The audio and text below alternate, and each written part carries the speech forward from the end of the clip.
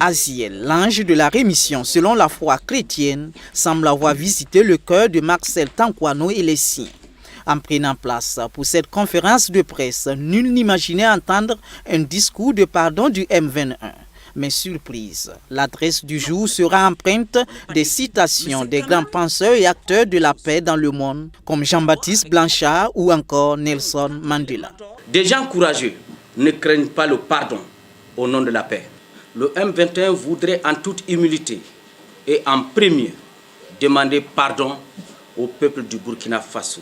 Pardon pour avoir décliné tout rapprochement d'avec les pontes et leaders du régime déchu depuis la transition et l'avènement du MPP au pouvoir, quand on espérait encore le changement tant attendu de la part de l'ancien nouveau CDP au pouvoir en ce moment même.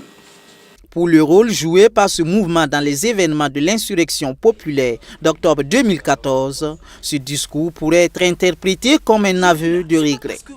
On ne regrette pas. Nous ne regrettons pas de ce qui s'est passé dans notre pays.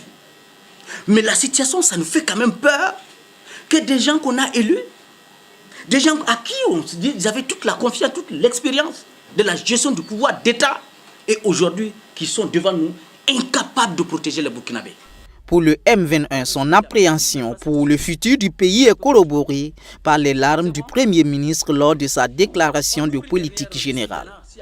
Le Premier ministre, il a quel âge? 71 ans. Il a versé des larmes.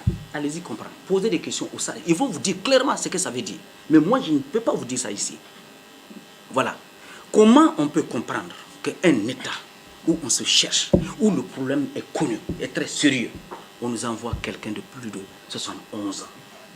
On amène un homme pour la sécurité qui est plus âgé que son Premier ministre. Vous pensez que ces gens-là pourront faire quelque chose? Non, ce n'est pas parce qu'on ne veut pas. Ils ne pourront pas. C'est clair et net. S'il a versé des larmes, il sait ce qu'il attend.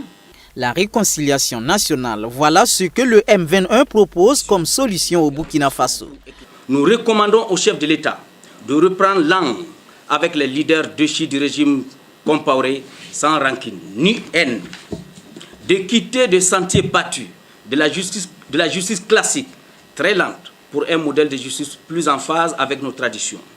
Nous demandons à tous les leaders déchus de l'administration Compaoré de rentrer au pays, au bercail. Et sur la situation sécuritaire, le M21 préconise la négociation. Mais négocier avec qui, quand l'ennemi est jusque-là déclaré inconnu? Qu'il engage un dialogue souterrain. Il peut.